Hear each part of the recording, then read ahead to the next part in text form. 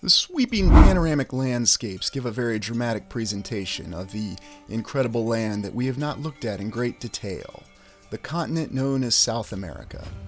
And yet there are some incredible landscapes that match with wondrous cities that have been built in South America. What's the real story behind this continent? On the channel, we've only looked at South America so far in a few brief explorations where we've considered its exploration.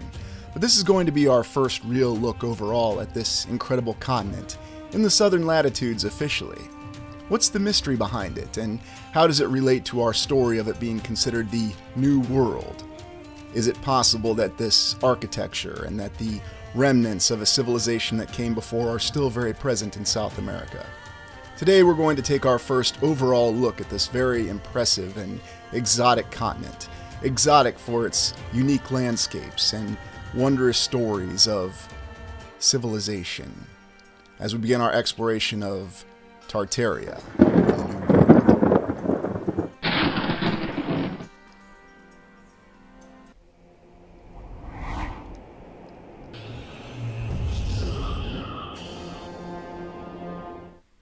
We begin by considering the account of South America being the New World.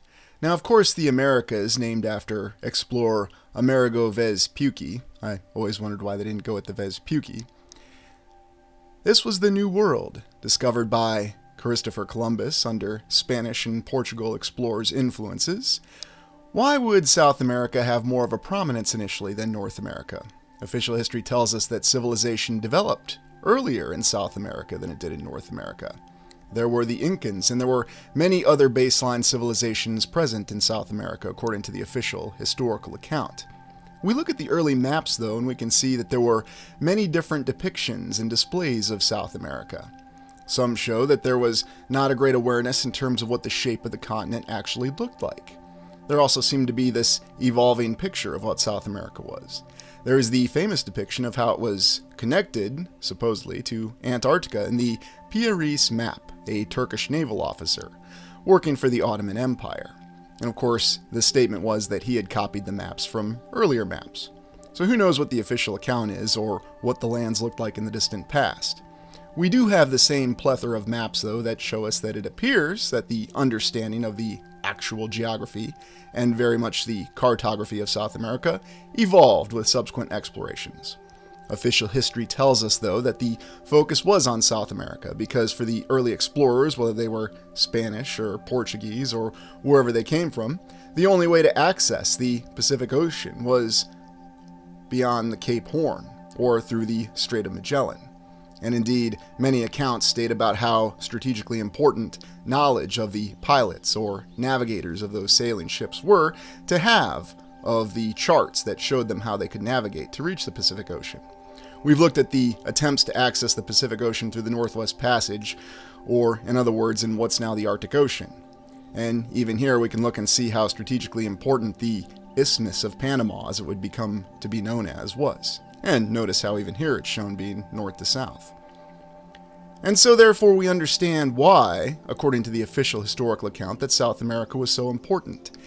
And yet we find so many great mysteries affiliated with South America. There's older accounts of civilizations that rose before they did in North America. We consider the account of the great civilization of Caral Supe. Caral Supe, which was contemporaneous with the rise of civilization in Mesopotamia. We're talking several thousand years ago, according to the official historical account. And if you ever actually visit this site in what is today Peru, you will be very enamored by these wondrous examples of geometric precision and the ability to move megalithic stones, at least what will be told are megalithic stones today. There also appears to be the ruins of what you may consider to be amazing structures. Some could call them pyramids, others would call them ziggurats, and there's many other different names for them, but just looking at this site today, you can see that there seemed to be knowledge of the ability of advanced logistics. And of course, these will be attributed to these early civilizations, which may have existed because, as you recall on this channel, we never discard the official historical account, but we question it. And that's what we're doing today with South America. We are questioning this official historical account. because we can see that there are many examples of these structures and these early civilizations and their incredible achievements that cannot be denied. You can go and walk them to this very day in various locations across South America, whether you're in Argentina, Brazil, Chile, Colombia. There's examples of this all across the land there. And there's also many lost examples when we consider landscapes such as the Amazon rainforest. And we looked at the fact that there were many attempts to explore this particular area with varying degrees of difficulty over time. And we looked at the account of the search for the lost city of Z by British explorer Percy Fawcett. Looking at these ruins, though, we definitely have the idea that there was no doubt a great civilization. Did it really happen so long ago as we're informed? Or could it be possible that the ruins of this civilization are a little more recent than we might be led to believe? And even looking at the landscape of the Amazon rainforest, where the forest has been cleared, you can see the remnants of geoglyphs within the terrain. How exactly does this make any sense if this has always been a rainforest? Why would anybody bother making such precise geoglyphs in the terrain if it was concealed by the forest? There's even many artifacts and remnants of the Musica civilization. And what exactly does this allude to? Is this again another civilization? Or does it give us the impression that maybe this was all the same civilization, and they had achieved advanced levels that we can only dream of? Again, always looking at the early maps and drawings and depictions, and whether you want to say they're done by artists or cartographers, they allude to many different possibilities to what may have really been in the distant, or perhaps the not-so-distant past. And these are some of the most alluring aspects of this exploration of South America. You look at South America today, and according to the official historical account, it was primarily settled by the Portuguese and the Spanish, and indeed there was the early treaty that broke down who had rights to what lands. And of course this discarded the civilization that was already there, officially the Incans and many others. And over time this was under both the kingdoms of Spain and Portugal, and finally the nations of South America broke off, much in the same way that they did in North America, albeit a little later according to the official historical account, but only a few decades. And there seems to be the mirroring, if you will, of historical events. There are very similar events that occurred, although many more nations came about in South America officially. Nations that established their independence and to this day exist according to the official historical account after breaking away from the exploration kingdoms that had originally founded them. Now, what's the real story behind this encounter, these great explorers behind these Portuguese navigators, these Spanish conquerors or conquistadors, and the civilizations that they encountered? Well, we can take the historical account at face value, or we can question it, because there do seem to be some elements about it, and whether we're talking about Cortez or Pizarro or whoever of the conquistadors and the particular empires that they encountered, how is it possible that they managed to achieve these conquests, given all the challenges that they faced? Of course, there's never an issue with logistics whenever we consider the historical account, and oftentimes you're better off not thinking about logistics critically, to say nothing about any of the other challenges that you see.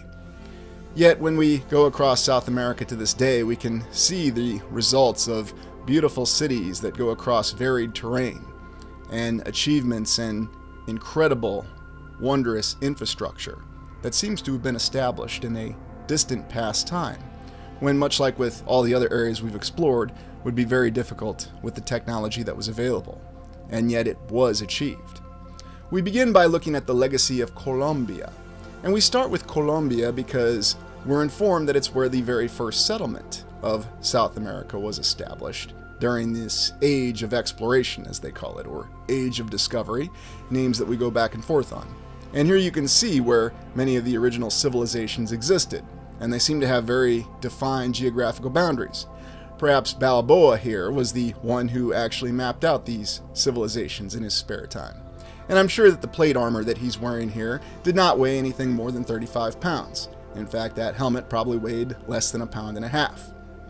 Whatever the accounts, there is also the question of navigating around Cape Horn, or the southern portion of the continent. As we stated earlier, that's the only real way that they had to access the Pacific Ocean. And we're informed by such visionaries, as Alistair Cook, the host of Masterpiece Theater, that it was the pursuit of spices that invoked the age of exploration. And here we have the great Venezuelan statesman and military officer Simón Bolívar. He's really the Latin America version of George Washington, or you could say that George Washington is the North American version of him. He was the individual who led the eventual independence of several nations that currently exist in South America, and he's a cultural icon. There are many pictures and depictions of him across the land. And there's no doubt that someone like him existed, although what are the exact details we certainly don't know. Of course, in the depictions, they make it very clear that this is someone in the manner of George Washington, who existed and led inspiring battles and resistance, and is a very colorful and conflicted character in and of themselves. And I certainly don't want to make the impression that there's any sort of derogatory information concerning Simón Bolívar. I always found it intriguing that there were several Americans, or excuse me, when we say Americans, we should be more specific, several North Americans or United States military officers who were named after Simón Bolívar. One even serving in the Civil War, and then his grandson serving in World War II, tragically dying in the Battle of Okinawa while commanding 10th Army. The early inception, though, of the South American nations, from Venezuela, Ecuador, Peru, Colombia, and eventually the breakaway of Panama, which we did explore when we explored the Panama Canal, their incipience is quite similar in depiction and statement to the way that the United States broke away from the United Kingdom. And here when we look in the square, Bolivar Square of Bogota, we can see the combination of old world buildings along with newer structures. And it looks quite similar to many things that we've seen in other areas of the land that we've looked at, whether we're in any of the great cities of Europe or even the cities in the United States. And going to the connection of Colombia or Columbia, as in the United States we have the character of Columbia, which represents some sort of divine being, and oddly enough here in this women's suffrage movement, this image taken from Washington, D.C., we have a German actor portraying Colombia or Columbia here in the United States. So what's the connection? And indeed, there's even references that Colombia or Colombia was the original name for South America. Is there a connection? Or is it all just another great coincidence? The settlement and exploration of South America, according to the official history, was rife with violence and many different wars, many which seem to be forgotten even though they are well documented by history to this day.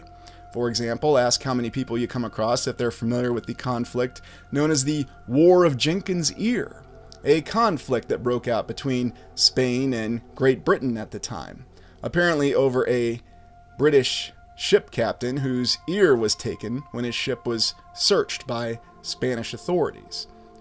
This even led to George Anson, a British admiral's voyage around the world while conducting this conflict. Yes, this particular commander took 8 ships around the entire world to raid Spanish possessions in this War of Jenkins' Ear. And while he went off with 8 ships and made it all the way around the world, he eventually only returned with 1 ship, and enduring extreme losses amongst his crew. But for this achievement of going around the world, he was considered a great hero, and indeed he rose to the Admiralty in the British Navy. And here we even have this drawing showing his ships going through Magellan Straits. Although when you look at the official military effectiveness of this voyage, it's questionable, although it's stated to have been very successful. It seems as though the great success of George Anson was the fact that he made the circumnavigation. And what exactly does this have to do with South America? Well, this shows the strategic importance of South America. And it should also be noted that this was a situation in which the Spanish managed to effectively defend their colonial possessions from Great Britain. Although it doesn't stop the fact that there are mythical heroes or realistic historical heroes such as George Anson. As you can see, they have plaques and memorialize him as a hero, Admiral of the Fleet and Vice Admiral of England. He was First Lord of the Admiralty during the 7 Years' War. And the 7 Years' War is also interesting, as we state that to be World War Zero on this channel. And so many of the connections and what could really be happening. what was the actual time frame. And here we have this later image of George Anson, and it seems as though he's enjoyed his position of being Lord of the Admiralty. Interestingly enough, he doesn't seem to prefer having his hand in his coat, so maybe he just liked to be a little bit more comfortable when he posed for his pictures. Or maybe there's another account that we're not considering. We look at many of the early depictions, though, of the so-called Americas, North and South America or the New World. And in many of the early maps, we see that there are little side cutouts that give us the impression that many of these settlements were very well built up already in the 16 to the 1700s. It gives us the impression that they were able to achieve great logistical wonders when it came to establishing what were informed are fortifications. And yes, if you take the historical account at face value, one would need fortifications to defend their so-called colonial possessions. But I'm always amazed at how precise and how detailed a lot of these colonial possessions in these early settlements were. And I was also amazed at the fact that even though these European navigators, whether they were Spanish, Portuguese, British, or French, or whatever, they always seemed to have no challenges with laying out the baseline of their settlements. And that tends to be what we see when we look closer at Bogota in Colombia. We see many of the same wondrous structures that we've seen elsewhere across the land. Many of these early structures are attributed to the 16 and the 1700s. And while we're just doing an initial overview here, we can already get the impression of fine geometric precision in the construction of these wonderful structures. There's also the fact that if these structures really are hundreds of years old, as the historical account informs us, they are still standing, and they are still used to this day. And whether they're used as schools, municipal buildings, or any of the other many uses that we have for these old structures that endure to this day, it's a testament to the fact that it appears that in the distant past we really could build structures that last to this day. And if this indeed was our civilization that did this, as the historical account informs us, then it appears that we have lost many abilities. Now, of course, we can debate what the reason for this is. We prefer to be more cost-effective. We embrace some sort of economic ideology that precludes us from constructing structures like this today. And maybe that's acceptable to you, and that's how you defend the current historical account. And I certainly don't hold any ill will towards you. You are welcome to think that. But I'm amazed at the fact that we see these structures across Bogota and Colombia, much as we've seen in many other cities, whether we've looked at Europe, the United States, or even in parts of Asia. And here Bogota even has their own train station, which rivals many of the great train stations that we've looked at across the United States and across many places in Europe. And of course there they think to put the dates on it as well. There's even the fact that there's churches that have been repurposed into museums. And much like we saw in Italy, they have the habit of hanging on those nice little advertising flyers on their old structures. That's just what we do in the modern civilization, the modern age. An impressive tower on this particular structure, what used to be a church. And yet, looking in these other structures, we see the many spires and so many arches and domes that oftentimes reflect, is this really the civilization that constructed these? Or was there an earlier civilization? Was there a different knowledge of construction and logistics that tends to supersede what we believe or what we've been informed of what the actual construction account of these structures really are? Because to say that there are conflicting accounts, and by conflicting accounts, just simply asking critical questions about how were these structures pulled off when there was limitations in logistics. There wasn't a developed road system. And yet you can also find the museum in Bogota, which contains many artifacts that alludes to earlier civilizations, and we saw that map at the start of this particular section that showed us the name of these earlier civilizations, including apparently their very defined geographical boundaries. Looking at some of these artifacts, though, you'll see some very puzzling depictions of different figures. Were these really from these earlier civilizations? What exactly do these figures represent? And of course, historians and archaeologists will tell us that they know exactly what these figures represented, even though they were never present when these civilizations existed. They didn't need to be. They're that intelligent, and there's many other well-documented records, although it's rather intriguing when you consider that pretty much any of the history of South or Central America before the Age of Discovery is considered the pre-Columbian area. pre-Columbian era, not the pre-Colombian era. Yes, another interesting overlap of terms. And what exactly is this figure showing here? This is very intriguing, as though the chest is burst open and something has come out of the chest. I'm really going to have to get on the ground in Bogota and visit this museum again, because I have the distinct impression there are many interesting figures. Speaking of, are these the creatures that actually burst out of the chest, or is this representing something else? And I know what you're saying, really, you need to stop watching so much science fiction, and you're probably correct.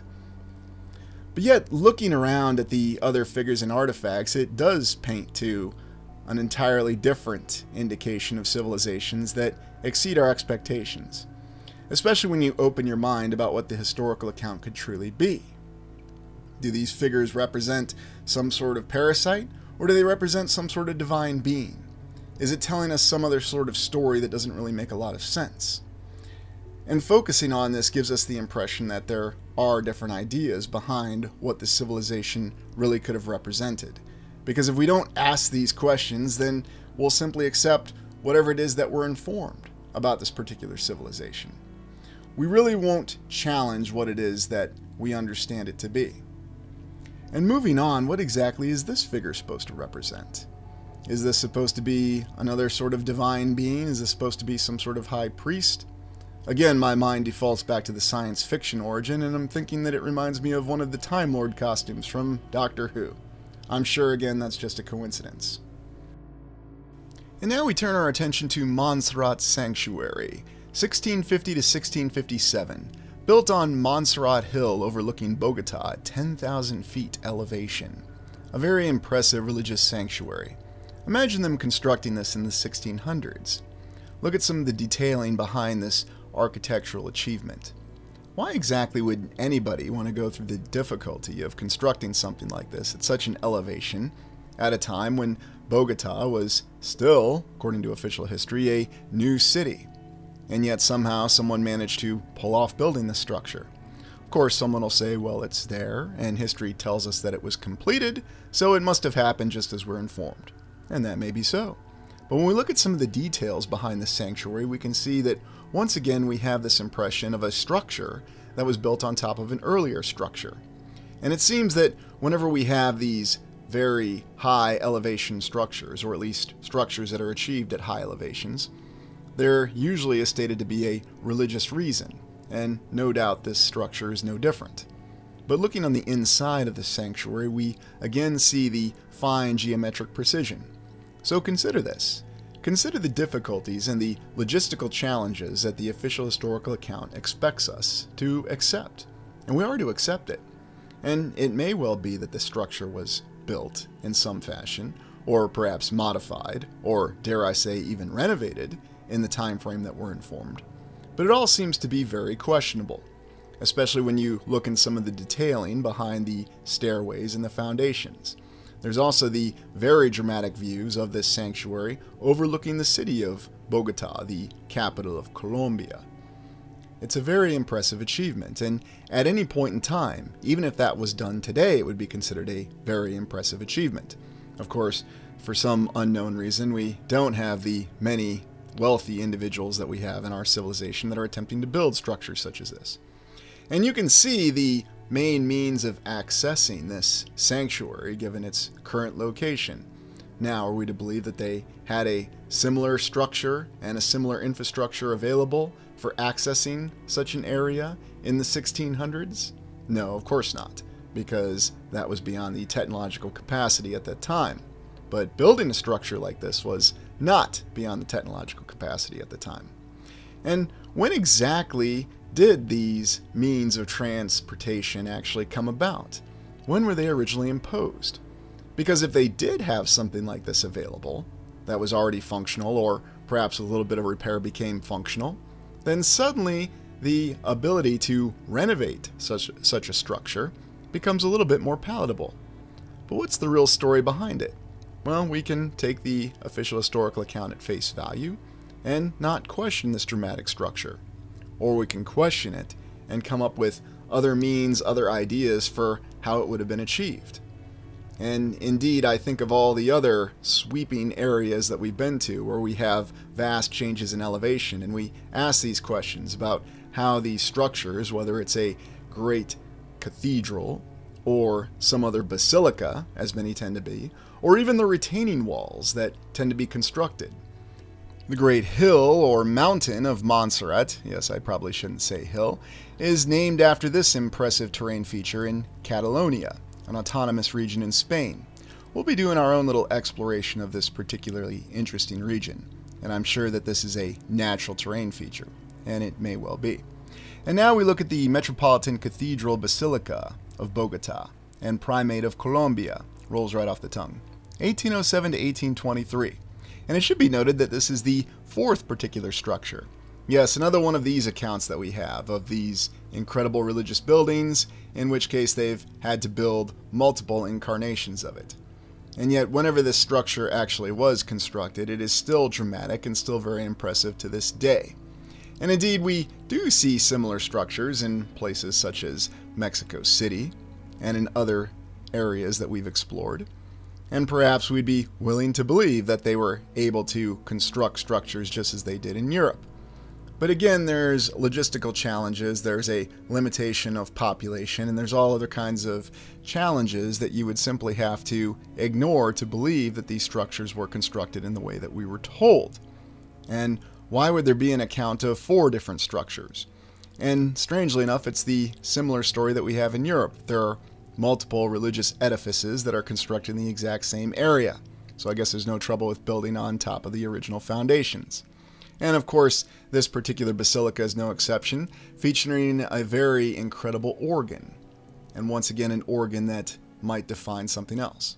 And then we have the National Sanctuary of Our Lady of Carmen, constructed 1926 and 1938. A little bit more of a recent structure. And yet it does seem to reflect some of the things that we saw recently when we looked at buildings in Italy and some of the basilicas and cathedrals there, especially with the same striping construction. Of course, the official historical account accounts for this by telling us that this was done by an Italian architect, much in the same way that the Kremlin apparently was designed by an Italian architect back when the Kremlin was originally designed. Yes. It's always the same story. Travel was easy back in the day. Although, this seems to be a little bit more credible, and I have no issue with looking at structures like this. Is it possible that our civilization pulled off this very impressive edifice? It's possible. But yet when we look at the details, we see the same conflicting accounts. We see the statues that seem to be a little bit different than what we see in the actual edifice itself. We see the coloring and detailing that went into this structure. And we have to ask the question, could we build this structure today? Could anybody build this structure today? And the main difference is, while there are accounts that there are individual efforts that may be happening across the land, there's certainly not the simultaneous construction all across the land of all these structures at the same time. Although these accounts tend to be peppered with different accounts of these structures sometimes taking a couple years to a period of hundreds of years, depending on the size and eminence of the particular cathedral or whatever structure we're talking about. So once again, we look at this and we see the same examples that we've seen elsewhere. The same symbols that are supposedly religious in origin, and yet sometimes they tend to defy our expectations when we look at this structure. And for whatever reason, we do have different remnants of a previous civilization that do seem present, whether we're looking in Colombia, Argentina, Brazil, Chile, or any of the other nations of South America. Of course, the background and the account could explain it all, but there are other details that we have to consider. And just looking at these palaces, these cathedrals, and these other edifices, we can find that there are dramatic examples. And whether you're focusing on some of the windows that even have their own decorations, or some of the very impressive spiral pillars that are purely for decoration, or even the foundation stones that you see in this particular edifice. These are the questions you have to ask to really try to come to the conclusions in terms of this particular structure. And again, looking on the interior, we see the same geometric precision, and we see the coloring that we have on the exterior. I would really appreciate actually seeing a fully detailed and chronological account of the construction of this structure from start to finish. And from there we go to Machu Picchu, and now we're back in Peru. Machu Picchu being a remnant of an Incan civilization, or the Incan civilization, one of their primary cities. And you can see here in the imagery that it's in a very, very isolated location, in the mountains that one would expect to be very difficult to reach. And we're informed that the Incans had very advanced construction techniques, and they did have a developed logistics system. Of course, no motorization or mechanization, but they did have roads apparently. And it seems that even in the highest mountains there appear to be signs of artificial construction. Or perhaps it's just my mind playing tricks on me. What do you think about this particular image? Machu Picchu has been featured in many different explorations, and it's covered by many other explorers, both mainstream historical explorers and alternative explorers.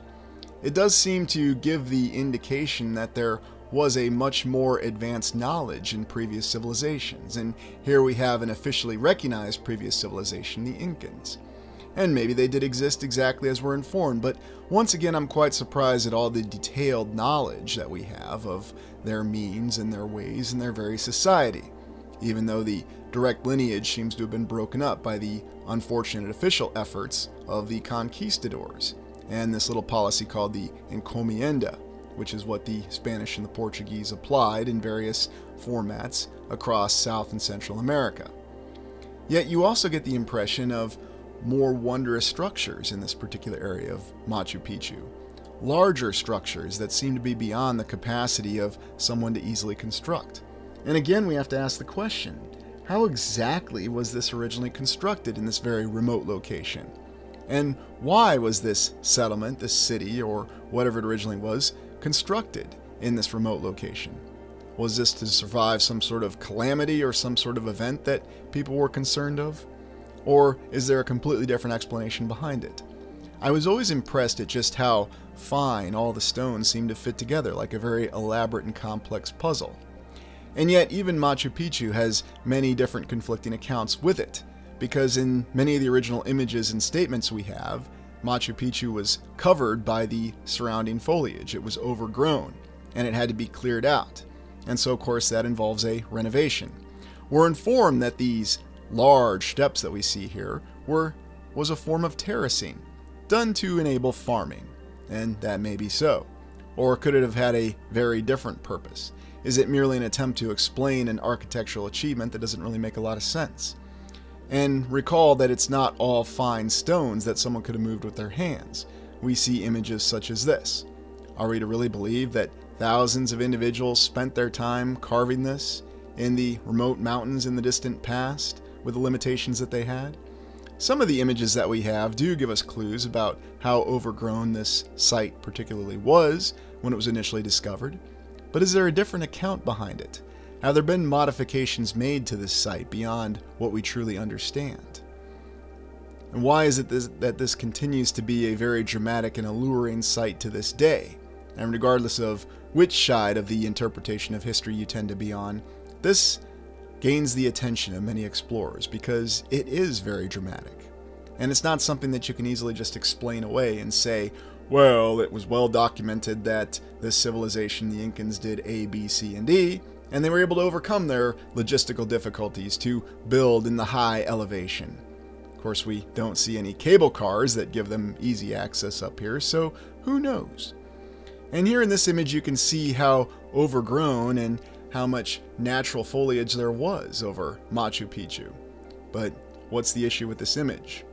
Is this what it really looked like? Or is there something else going on? And what sort of modifications were made to this? It should also be noted that the film Secret of the Incas was filmed in Machu Picchu, starring Charlton Heston. Yes, his costume in this particular film was the inspiration for Indiana Jones as portrayed by Harrison Ford. For some reason, the filmmakers didn't acknowledge it. They even fly through the airport of Cusco, where they have this obelisk, and if you watch the film, which you can, Secret of the Incas, you can actually see what this airport looked like in the past when they filmed it in the early 1950s. And of course, yes, the inspiration for Indiana Jones. And we'll close our exploration by looking at Buenos Aires in Argentina, Buenos Aires, a very impressive city, and yet a modern city at the same time.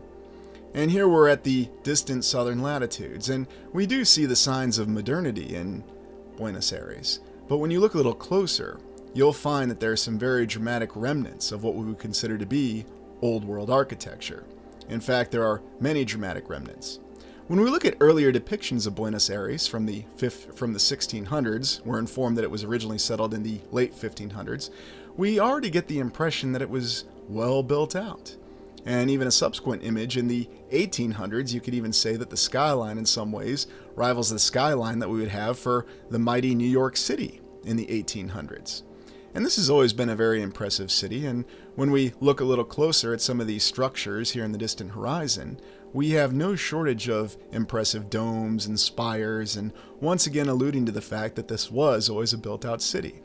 Many of these dramatic structures exist to this day, and we'll be doing a detailed and focused exploration, examining many of these structures in Buenos Aires to this day, and looking at their historical account and evaluating what we're told about them.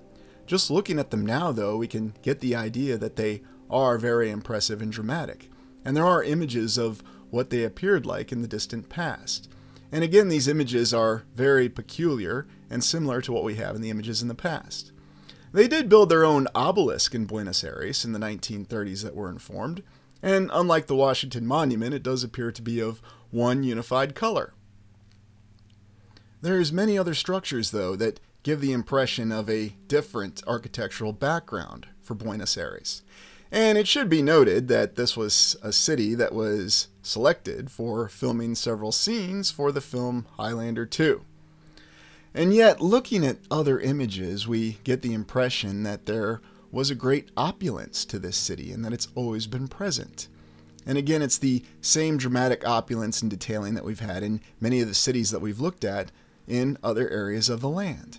And even in these older images, we see this striking architectural example, this detailing that was pulled off when logistics were at a much more limited capacity than they are today. And Buenos Aires should be complimented on the fact that they do have many of these structures that still exist to this day. Somehow they managed to survive all the phases of urban renewal that were so prominent in the 1900s across the land. Even looking closely at some of the smaller neighborhoods, you can see the examples of old world architecture that continued to persist.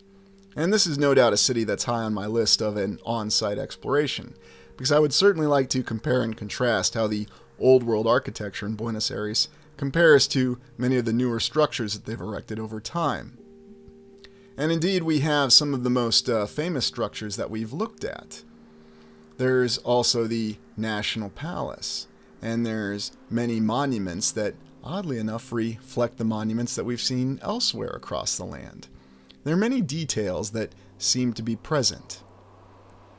And indeed, looking in some of the other smaller neighborhoods, you can see you have portal windows, you have balconies, and you have no shortage of arches.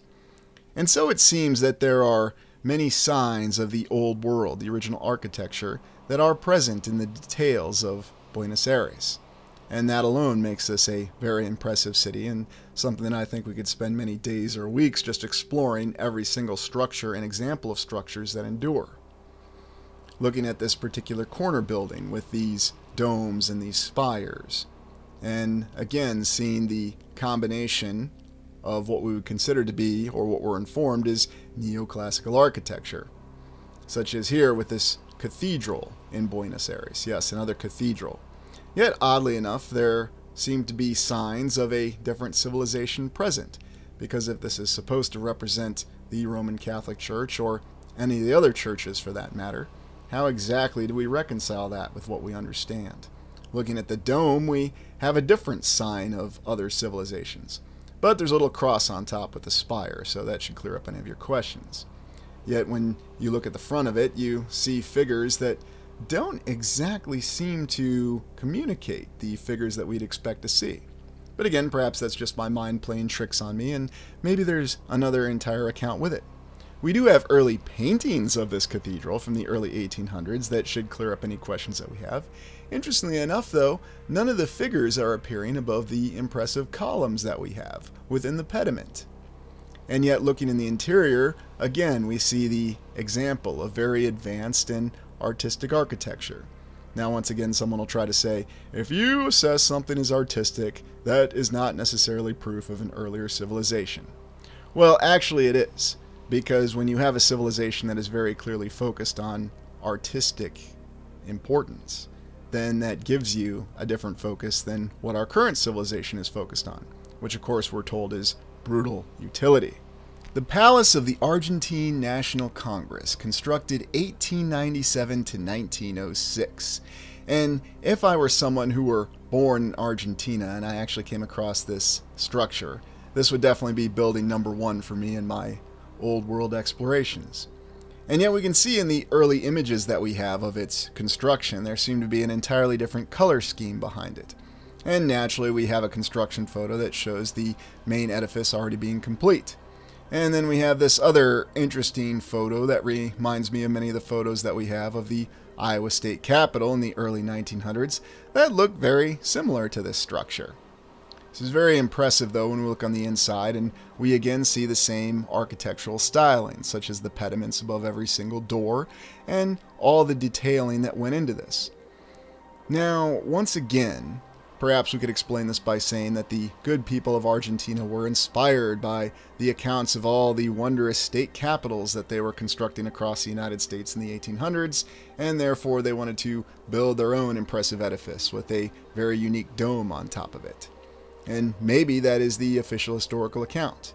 Or perhaps there's an entirely different official historical account behind this very impressive palace. And I do say that a palace is quite an appropriate title for a structure as wondrous as this. Here's one of the early construction images that we have, and I'm rather stricken by the fact that, as usual, we have a lack of workers present, and we seem to have a lot of advertising going on. Very fascinating. Yet looking on the inside of the dome, we can see that it compares to all the incredible and beautiful domes that we've looked at the state capitals across the United States. Oddly enough, we have similar symbols as well. So again, we could just say that they were inspired or that they used the same architectural information. One thing that always struck me though about all these structures being completed across both North, South America, and even in Europe in the late 1800s is the fact that not only were they all these architects available who could do this, but there were all the contractors and people who, actually constructed these edifices that could build them. Well, you know what they say, just call E. Townsend Mix and he could be anywhere that you need. This looks awfully familiar. Once again, we see this cartouche device, as I like to call it. And there's a little bit of a lion's head above it. And what exactly is this representing? And so this is another structure that we're definitely going to have to explore on site and in person. And I'm certainly looking forward to comparing that with some of our observations and earlier explorations that we've had of some of the palaces, as we call them, within the United States or the state capitals. Looking at some of these images, though, we have very dramatic and incredible architectural achievements here in Buenos Aires. And thus we'll begin our explorations of South America, looking at the cities, looking at the signs of the earlier civilization. But what are your thoughts? Are these the achievements of these nations, or are they the achievements of earlier civilizations? Let me know in the comments. Please like, comment, and subscribe. Thank you for joining me.